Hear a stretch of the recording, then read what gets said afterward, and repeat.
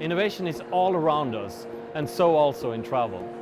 My name is Joakim Everstin, and I work as the Head of Innovation and Tech Evangelist for Sabre in EMEA. I will take you on a 150-year trip, showing you some of the technologies that change the way we live. And what will the future technologies be that will transform travel? Good afternoon, ladies and gentlemen. My name is Joakim Everstin, and I work as the Head of Innovation for Sabre EMEA. I also have Technology Evangelist in my title, and today I would like to talk to you about some of the things that I and Sabre are looking into in terms of what will Tomorrowland have to offer in terms of travel. So I'll talk a little bit about people, and I'll talk a little bit about technology and how that actually come together, and try to discuss how do we look at travel in, let's say, 5 to 10 years. So can anyone here in the room tell me what I just spelled out in Morse code on the screen? I'm not going to dwell on it. Morse code. We're here to talk about Tomorrowland, but I still want to talk about Morse code because to me, that is one of the greatest innovation of modern society for a couple of reasons. The first being that after more than 150 years, Morse code is still practiced by the military and also actually in aviation, because every single commercial airport in the world has something called a radio beacon. So if the pilots don't have any automatic navigation instruments, by the Morse code that is sent out for every single airport, they know how close they are to the airport, and they can actually navigate on that alone, and then visually land the aircraft. Morse code actually was invented not because of a need as such, but out of pain actually, because Samuel Morse, he got married to this beautiful woman. She lived in Washington, D.C., and he himself was working 500 kilometers away. Now, she died suddenly, and the news that she had died only came to him a week later. So ultimately, he missed the funeral of his young wife. From that moment, Samuel Morse decided to dedicate his life to enable people to communicate over long distances in real time. So again, one of the greatest innovations in modern time, Morse code. And I love this quote by William Gibson. The future has arrived. It's just not evenly distributed yet.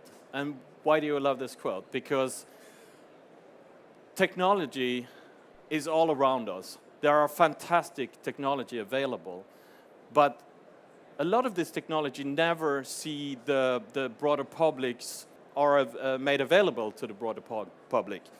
And one really good example is that 10 years ago, in 2006, Scandinavian Airlines introduced something called biometric check-in. So you would use your finger to check in, and as you went to the gate, you would use the same finger to board the airplane. And at the time, I thought, this is a fantastic innovation. We're going to see this technology being implemented all over the world. That didn't happen. And why didn't it happen? And in fact, Scandinavian Airlines don't offer this checking possibility anymore. You want to know why? Because there are humans that are going to use this technology. And in fact, it took longer for people to use their finger that they carry with them all the time compared to mobile boarding passes and even paper boarding passes, for the simple fact that people get stressed when they travel. So many of them would actually forget whether they used the left-hand finger or the right-hand finger. So as they came to the gate and was about to board the plane, they would sort of, oh, which finger was it now? So it would take longer to use this brilliant technology instead of paper boarding passes and mobile boarding passes. So now I'm going to spend the next 45 minutes going through this graph. No, I'm not. But why I show this incredibly busy graph is just to give you the feeling of how fast is technology coming at us today, and specifically how fast is tech adoption happening today. There's one line that spans over 75 years, and that describes the adoption rate for cars in the United States from 10% up to 90%.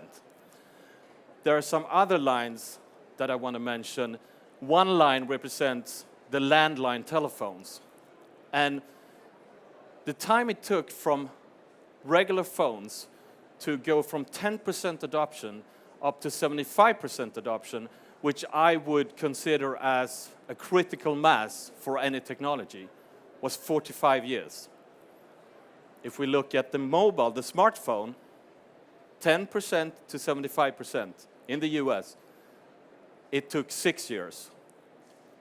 Tablets, 3 years. Then we have smartwatches. They haven't reached 10% yet. And as I go around the world and talk about these different technologies, and I ask people for what do you think about wearables, what do you think about all this cool technology? I often get a question when I say, well, we have an outlook for most new technologies. As soon as they arise, we have to be on it and we have to follow it, and we have to just think about how can we bring this technology into travel to create sensible applications and also applications that actually adds value.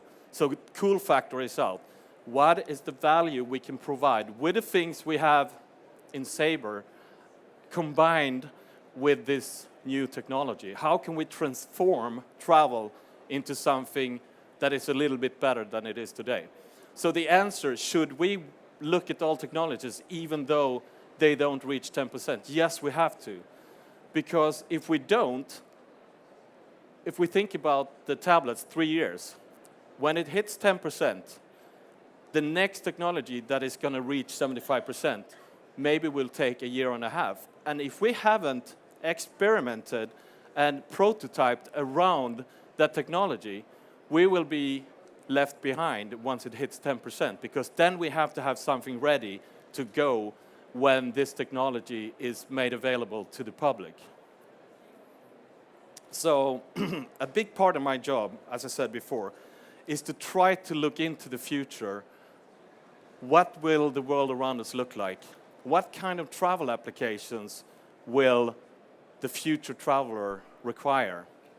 And before we sort of travel 9 years ahead in time, I will tell you why I chose the year 2025. Before we talk about 2025, let's go 9 years back in time. Does anyone here remember what did the world look like 9 years ago? What were the big features? Anyone? There was no iPhone. The first version of the iPhone was released in 2007, a couple of months later than today, actually. Importantly, there was no App Store in the first iPhone. The App Store came in the 3G generation, the second generation iPhone in 2008. 2008, Google announced that they're going to release a beta candidate of something called the Android mobile operating system. There was no Android phones, no Airbnb, no Uber, things that we take for granted today. I usually say, when someone asks me, how are you going to get there? I'm going to say, well, I'm going to Uber over. So like Uber has become a part of our day-to-day language, as well as, oh, I'm going to Google it. I'm not saying I'm going to go to a search engine on the internet and find something. I'm going to Google it. I'm going to Uber somewhere. So it's become like this just natural thing. Netflix was founded in 2007, and at the time, that was the coolest movie rental company in the world, because they would send you the DVDs, you would watch them, and you would send them back via snail mail. They had streaming in 2007, but there was like a fraction of a percentage that would stream, possibly at their office, because those were the only places where they would have bandwidth enough to stream movies.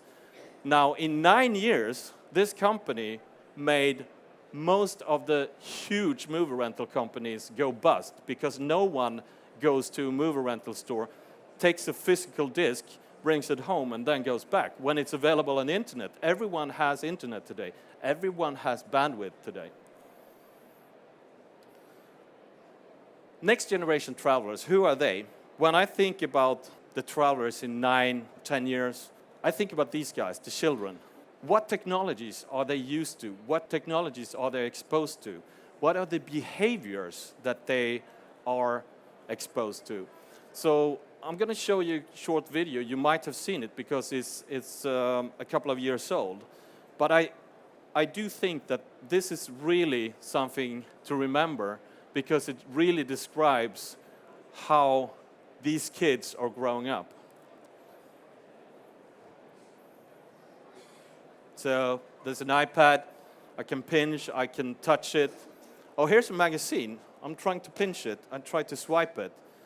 It doesn't work. I'll try it again. And by the way, I'm gonna try so my finger works on the leg.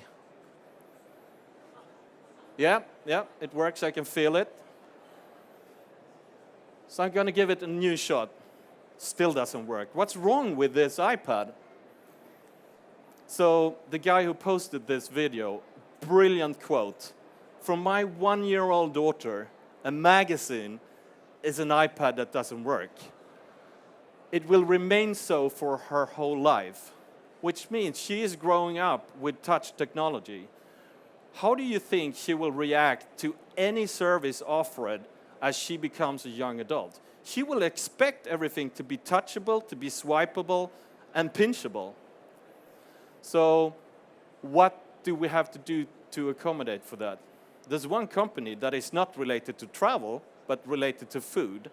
They've said, well, this is the future, so how do we understand what is a good way of ordering pizza? This is actually from a concept table that is live in a restaurant in Dubai. So as you put your phone down, the table knows who you are. It knows your payment details and things like that. So here's a guy, he wants a large pizza. And the girl says, no, you had pizza enough, so let's keep it to medium. Okay, they agree on the crust, tomato base, cheese. And the guy says, okay, I want extra cheese. And she agrees. And as guys are, we want pepperoni on the whole pizza, right? She says, no, I want vegetarian. One click and you paid for the pizza. This might not be the optimal way of ordering pizza. However, what Pizza Hut will learn is this was not a good way, so let's try another way. Let's do another version of this intelligent table to order pizza. How can we, you saw in the end there were games. So while you wait at the pizzas, do you want to buy a game that you can play with your dinner company or lunch company? And you can create all these opportunities of selling more, selling ancillary services. The same goes for this table in a travel concept. I was talking about children, and I spend a whole lot of my time thinking about the next generation travelers that will be prevalent in 5 to 10 years.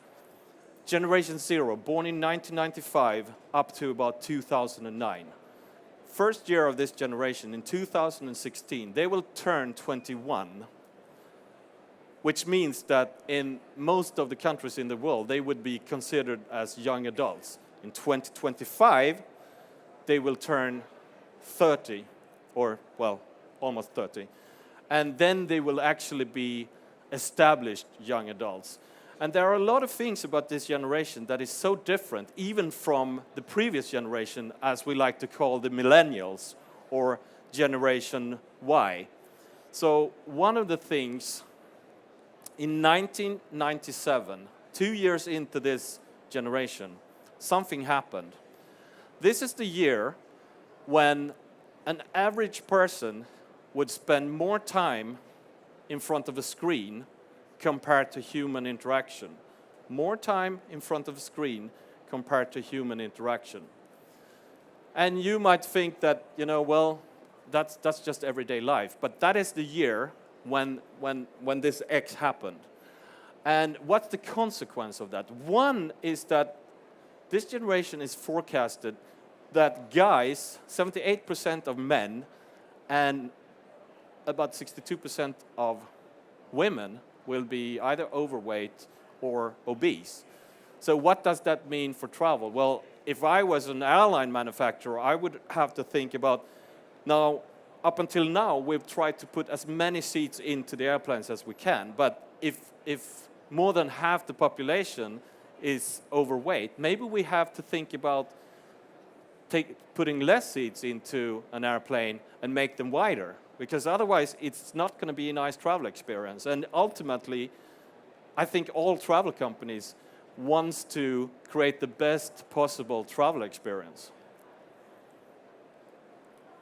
2025 again, 27% of the active workforce will be Generation Zeros. So if more than a fourth of the whole global workforce are Generation Zeros, these are the people that we really have to think about. How do we create services and applications? How do we transform travel to accommodate for this generation? Because who can afford not to please more than 25% of the active workforce? During this generation, a lot of things happen.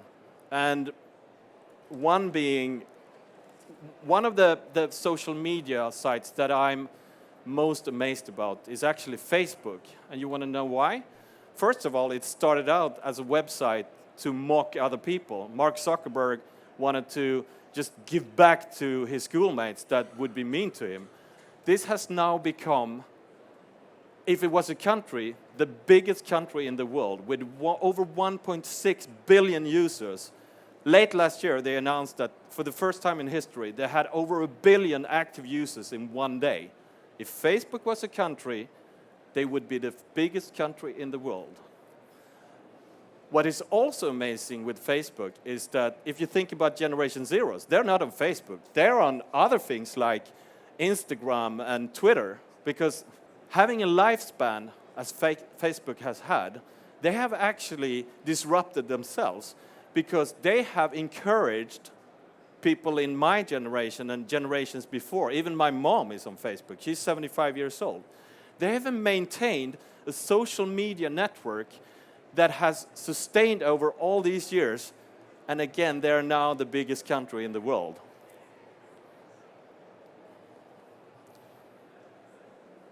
Generation Zeros is a generation that requires instant gratification.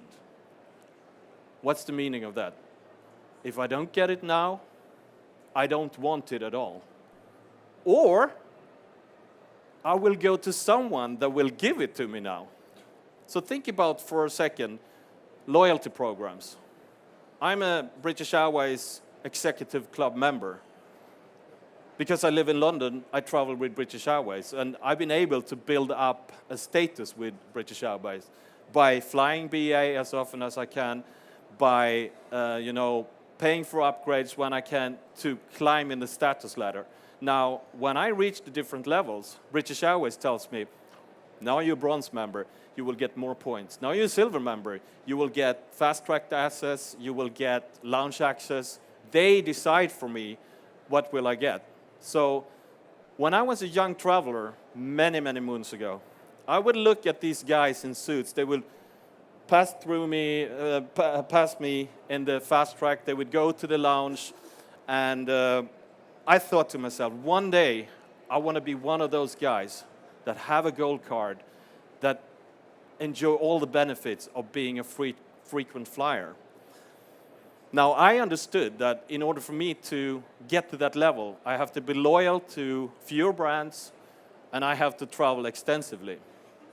Now, if a Generation Zero sees me going through fast track or pre-boarding or entering the lounge, they're going to come up to me and say, oh, how do you get access to the lounge? Oh, I have a gold card.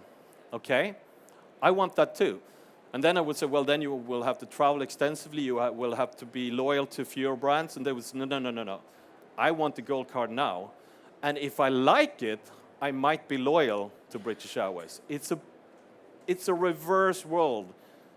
If I don't get it now, I don't want it at all. Remember, 27% of the active workforce in 2025 will be Generation Zeros. There's a good reason why Amazon in the States are offering same-day delivery, because they know if they don't, 27% of the active workforce in 2025 will not buy from them. Because if I don't get it now, I don't want it at all. I've been talking to many kids that are 12, 13, 14 years. I have one question that I ask all of them. How much TV do you watch? All of them says none. I don't watch TV. And I'm like, why not? Because it's scheduled. If I see a movie I want to watch, I go to my streaming website. I'm not going to sit around and wait till 8 o'clock for the movie to start because I want to see it now. Otherwise, I go there, I can't find it, I look at something else. Instant gratification. Someone that has sort of addressed this is Norwegian Air Shuttle, because they say after 6 flights, you will get your first reward. This is fixed. You will get a bonus boost after 6 flights. But what happens after that? After 6 more flights, you can actually choose whether you want the fast track, you want the seat reservation, you want free baggage. So I think they're onto something where they will, after only 6 flights, give something, and they will let the traveler, the frequent flyer, decide which perk do I want first, which is more important to me. And I think that's a really, really good example of how to start addressing this just reverse thing that I want it now. Attention span. The average attention span of any human in the world has gone from 12 seconds in the year 2000 to 8 seconds. It's almost half. So when we think about, this expression of saying, what did you have for breakfast? I don't know, because I have goldfish memory. And that's, 8 seconds is actually 1 second less, because a goldfish has 9 seconds memory. When I read this, when I did a research around this, I was like, this is terrible. 8 seconds, is that all that you could, the attention span of any human being, 8 seconds? How are we going to communicate with these people? But the fact is that the modern human today can actually process so much more data that you no longer need 12 seconds. It's down to 8 seconds, and I'm sure it's going to get down to 6 seconds fairly soon. But it's a huge impact for us in travel, because if we think about the applications or the websites that we develop for travelers, for consumers, think about it, 8 seconds. When someone comes to your website, you have 8 seconds to gain the attention of that individual. Once they click somewhere, you buy yourself another 8 seconds, then another 8 seconds. And if you don't manage that attention span correctly, you're going to have something that we call a bounce from the website. They're going to go somewhere else where they will actually get what they're looking for in 8-second intervals.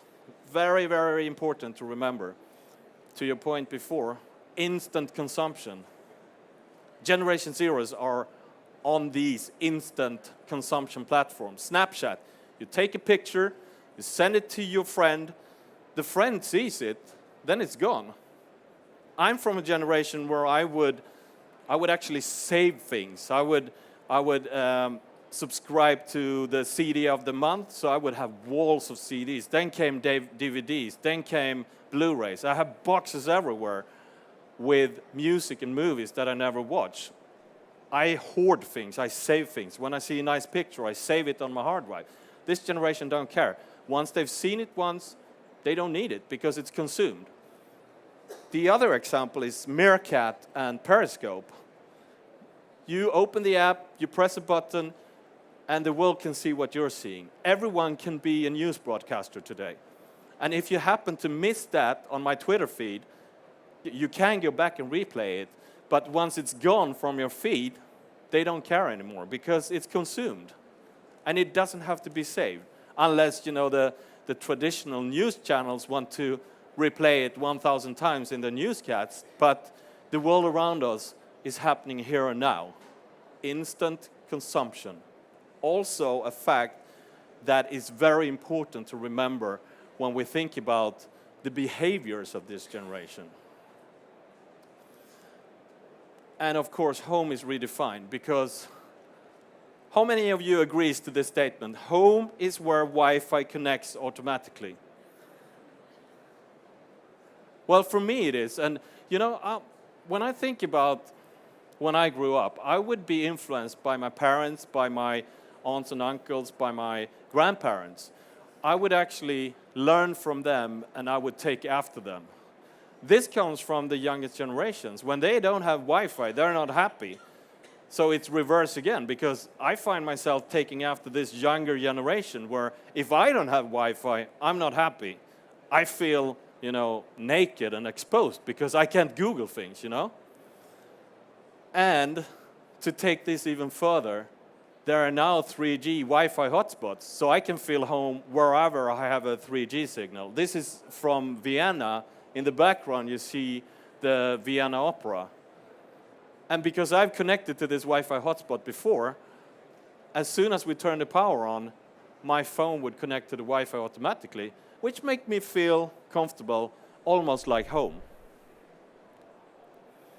Okay, so we talked about people, and the reason why I spend a whole lot of time talking about people is because, again, we have this fantastic technology coming at us at a very, very high velocity. But at the end of the day, it's not only about technology. If we want to transform the travel experience, we also have to think about the people that are going to use the applications and services that we are thinking about. So let me talk to you about, I've clustered the different technologies that we are currently looking at and that we're following really closely, because we believe that these technologies will be prevalent in some way in the context of travel. So smartwatches. About 2 years ago, I got this email sent to me about something called the Pebble. Pebble was one of the first smartwatches. They were seeking funding from a website called Kickstarter. They asked for, I think, $150,000 to realize a dream that they had, to make the first smartwatch that could relay the messages that you get on your smartphone to your watch. Now, it took them a month and a half, and they asked for $150,000, and they raised $10.5 million. Today, I'm wearing a Pebble Time, which is the second generation Pebble. It took them less than 48 hours to beat the 10.5 million funding round. When they ended a month and a half later, they had raised almost $20 million because the world was ready for a smartwatch. That's the only explanation that I can find. And for me, the smartwatch has really changed the way that I, operate. Because of the nature of my job, I said to myself, I will give it a shot. I will live and breathe Pebble.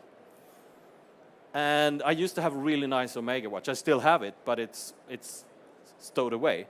So I said to myself, I'm going to give it 1 week and see what happens after 1 week. So after 1 week, I thought, it's not that bad. It's actually quite convenient to get messages on a wrist. So I'm going to give it another week. So after 2 weeks, I took out my Omega box, I put my watch down, and I stowed my Omega watch at the back of the closet, because I became dependable on the smartwatch. When I travel, even more so, because whenever there's a change, whenever there's a notification, it comes to me when I need it the most. British Airways app tells me which gate it is. It tells me when is the flight boarding, when is the flight closing, when has the flight closed. Hopefully I'll be on the plane when I get that message. I'll tell you, I'll address the question immediately. What difference does it make? Well, if I'm in a meeting, it's kind of intrusive to pull out your phone all the time. And if you look at any studies that's being made, the average time, the average amount of times you pull out your phone is in the hundreds. And I think you all know, if you're in a meeting, then there's someone that says, oh, I'm waiting for this super important phone call, and they check their phone every 5 seconds. That's really intrusive and really disruptive. Whereas a smartwatch is using something called a glanceable information. Glanceable information is you can glance at something, you can get enough information to make a decision whether you want to action on that or just ignore it. So my boss is calling right now, and I'm looking at it 2 seconds, and I know that I can't take the call because I can't excuse myself from a presentation to go out and take a call. However, if I was in a meeting and I knew she was going to call me because there was a crisis, I could excuse myself without being intrusive enough to pull out my phone, start texting her saying, I will call you in 15 minutes. I will see it on the watch. Glanceable information, really cool technology that I didn't think I was going to be attracted to. But it's fantastic. And that's also a technology that we have access to where we can create really, really useful value-added applications to transform the travel experience. And secondly, voice recognition. Most phones, most modern smartphones today have voice recognition. And we believe that voice recognition is going to be key to the adoption of wearable technology. Because if you think about it, previously, it was a game of who's got the biggest one, especially for guys, you know. If we think about the first mobile phones, I remember the Ericsson Hotline, it was called. It had like a battery this big. You would carry it around and you would walk like this, and you could talk on it for maybe 3 minutes, and then the battery would run out. Who had the biggest one? Who could really show off? I have a mobile phone that you can walk around with, you can call in the air. Now it's all about who's got the smallest one. So if you think about this display, I can tell you it's impossible to type a text message, to type an email. However, if voice recognition is good enough, I can talk the message and I can send it and I can call. You can already do that, but you know, this voice recognition needs to be much better. We actually created a prototype for Google Glass to search for flights. Why you would want to do that on Google Glass, but you know, nevertheless, we did that for the same reason why Pizza Hut made an intelligent table to order pizza. We needed to understand, how is this technology going to affect travel? What can we do? What are the boundaries? What are the opportunities? Anyway, we found that when we made a test in a real environment, in an airport, trying to find flights using our voice, surprisingly, the accuracy was 84%. 84% accuracy of a brand new technology talking to a glass device looking for travel. So I was like, whoa, I was blown away. Like, this is really cool. I mean, can you imagine the cool applications we can make it with this technology? Google Glass had a couple of different problems, which means that Google Glass is not around today. There will be a new iteration of it, I'm sure about that. But the point here is that 84% seems a lot, but if anyone in the room would have a smartphone that would fail 16% of the times you try to do something, how many of you would still use it after one day? I think no one. I wouldn't use it. So voice recognition has to become much, much better.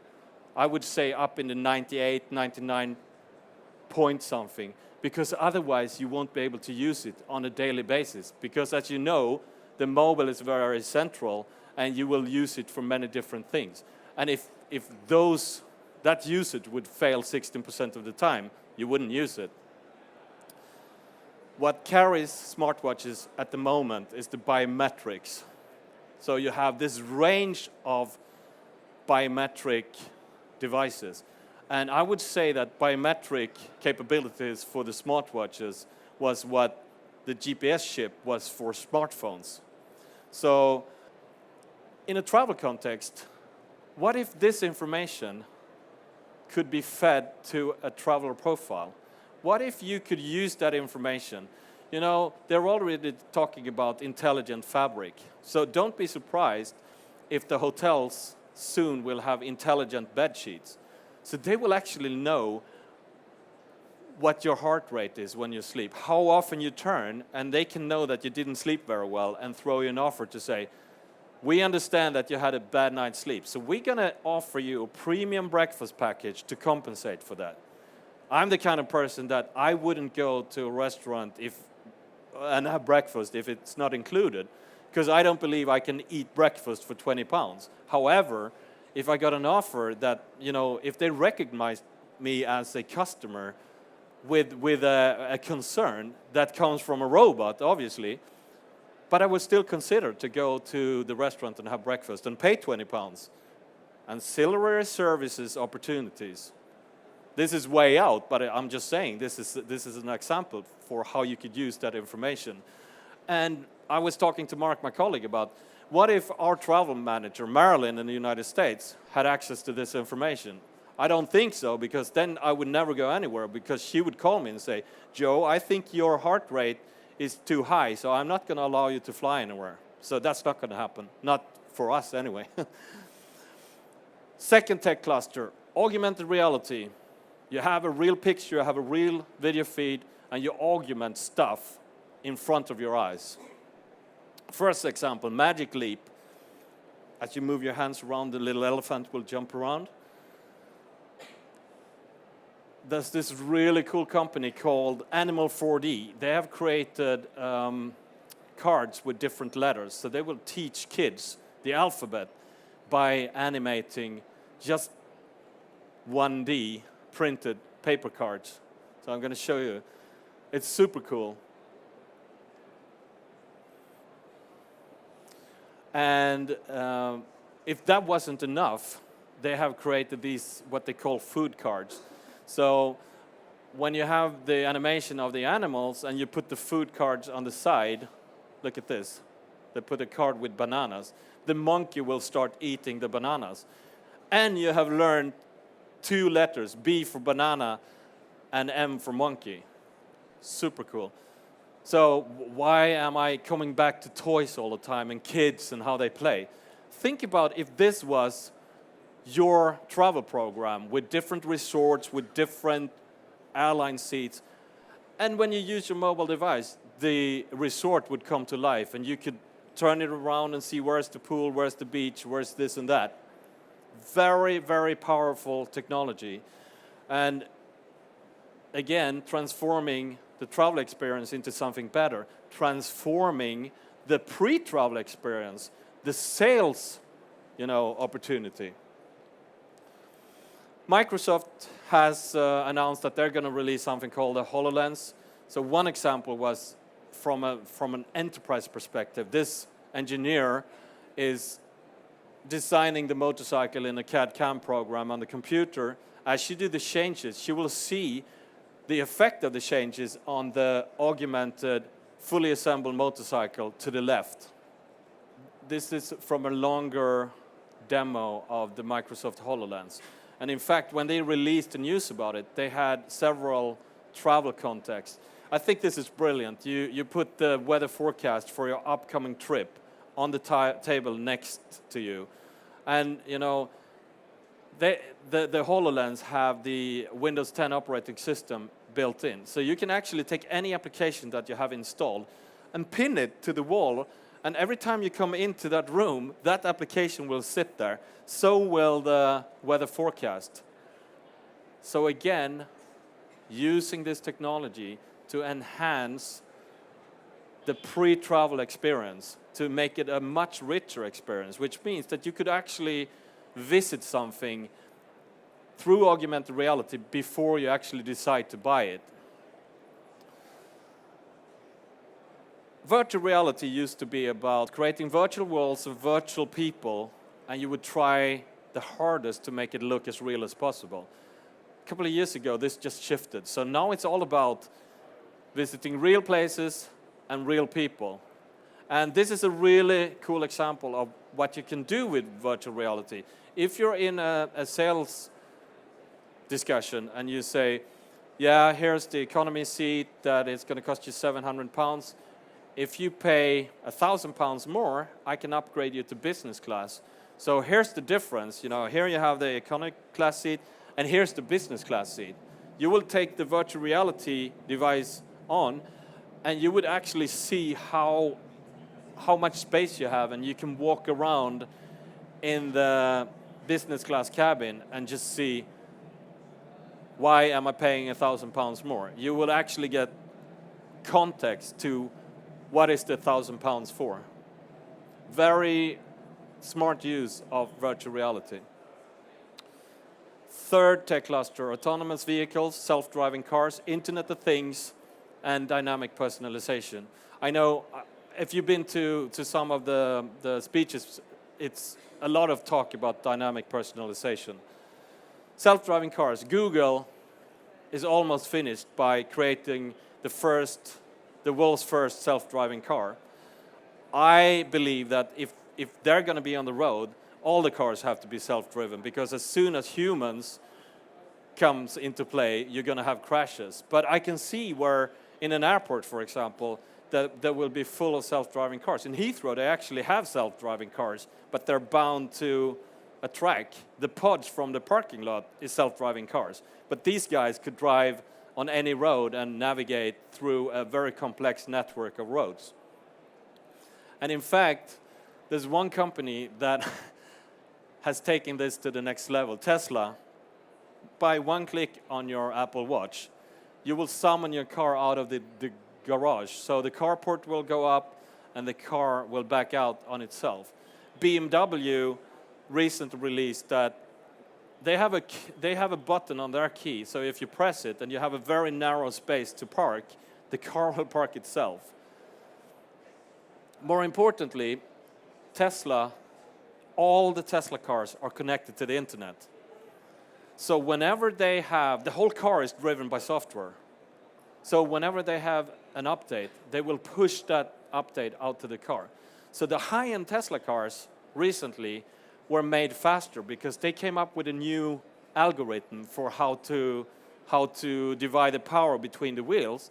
So the high-end Tesla cars now goes from 0 to 60 miles an hour in less than 3 seconds, just because of the software that is pushed over the internet. Over the internet. Every single car is connected to the internet. Internet of Things, where everything is connected to the internet. For the first time in history, in the race between man and machine, machines are winning. There are more than 7 billion devices connected to the internet today. Gartner Group is forecasting in less than 4 years there will be 30 billion devices connected to the internet.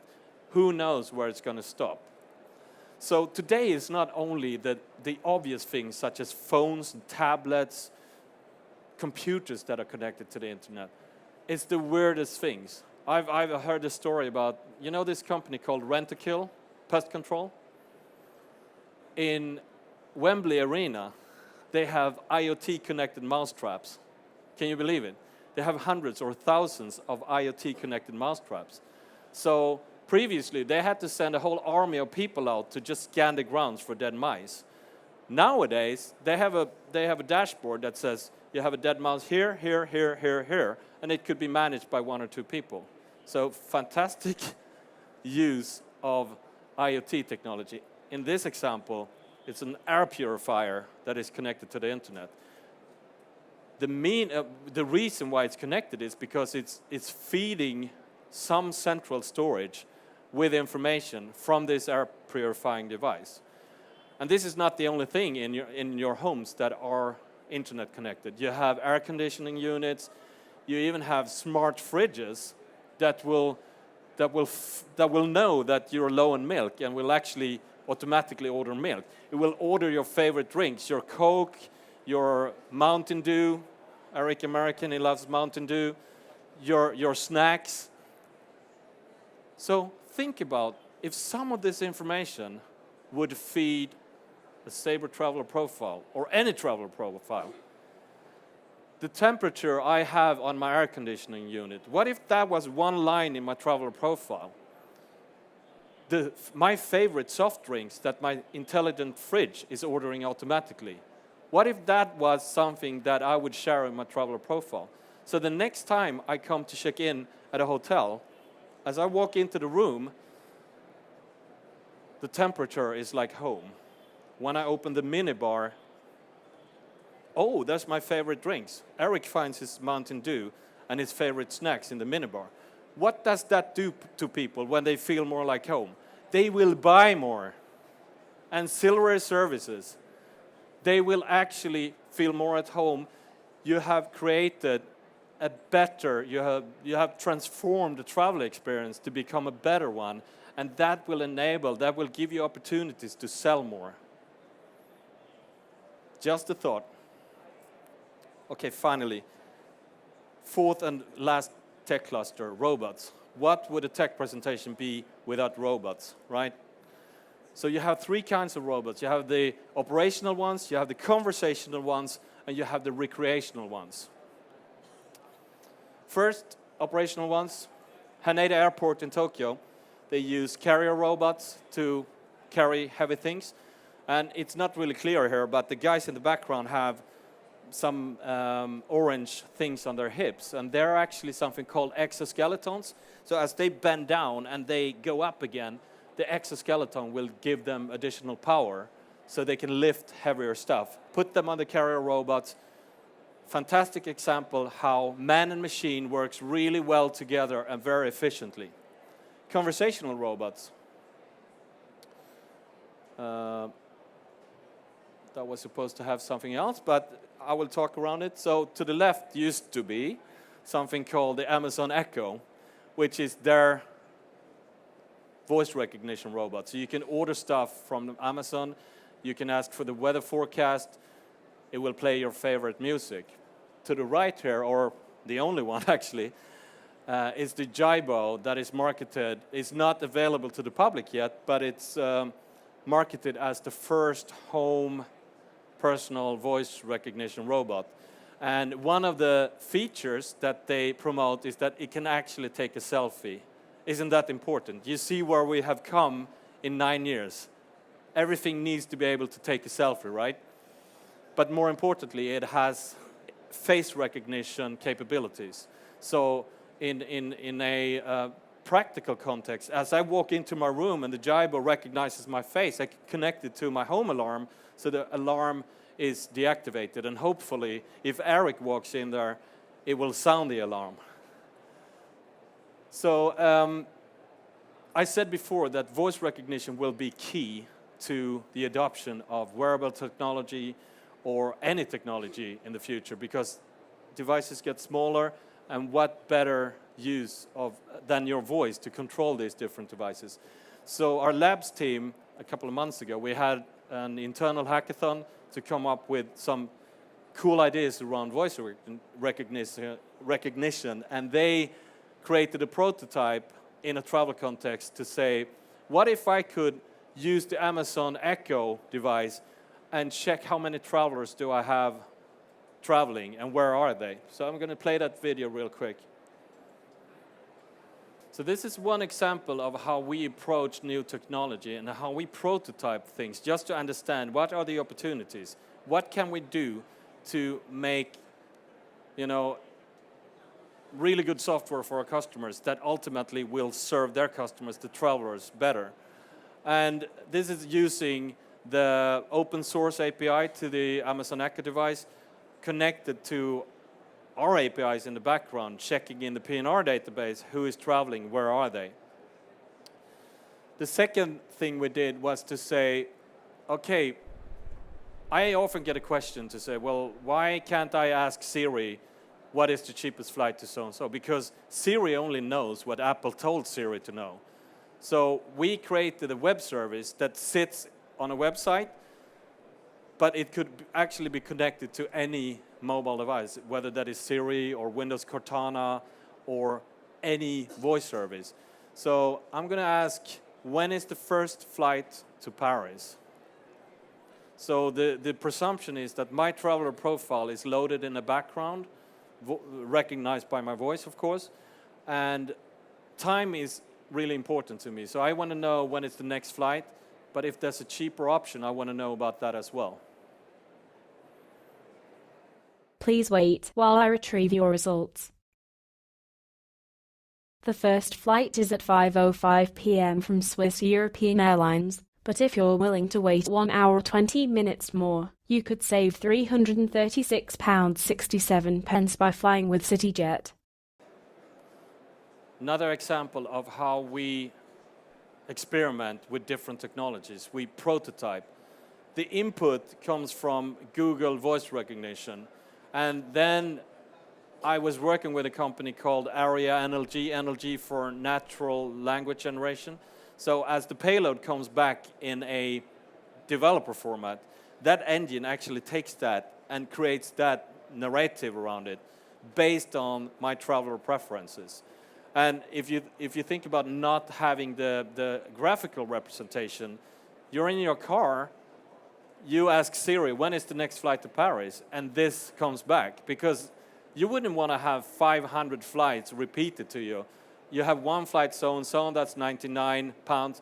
The next one is 99 pounds 01, and so on and so on. You need to be relevant. You need to have the sort of the dynamically personalized result set for it to be effective. And then ultimately, I would say, well, book me that first option or book me the cheaper option. And you could actually, I'm not saying that this could replace a travel agent, because I still believe travel is so complex that it needs to be a human that takes care of the more complex trips. But it could sit as a 24/7 service where people usually call in and ask, how much is it, when is the next flight? I just want to mention that, let's not go here. This is a hotel in Japan called a HENN-NA hotel. HENN-NA hotel roughly translates into weird hotel. Reason for that is that it's 100% run by robots. So your bag is carried by a carrier robot. When you come to the check-in desk, you can choose between a humanoid, a dinosaur. In the rooms, they have this little guy called the Sherry Robo. They don't have any light switches or remote controls. You have to tell that guy what you want to do. Turn on the lights, turn off the lights, change channel, order room service, do a call, and so on. But, again, I believe in humans, and I believe that the combination between humans and machine and the services we provide are the most powerful ones. Lastly, recreational robots, the most prevalent ones being drones. Huge privacy concern, which means that they've been banned in most countries. And what happens when you have this, huge success in a new innovation, in a new feature? What happens then? Barriers come up because of legislation. What happens then? Barriers foster new innovation. So, ultimately, there's this new drone called the Lily drone that will follow a tracker on your body, and it will follow only you and film only you. And there's this camera strand called the Solar Shot that is 360 spinning. It will also follow a tracker on your body. And I think the coolest example of how something just took off, it became the Christmas present of the year, and they were banned in all countries. You can't fly with them. They blow up. And what do you do then? You create a bag that is blow-up proof. So even if it blows up, it's contained to the bag. So barriers fosters new innovation. Thank you very much, ladies and gentlemen.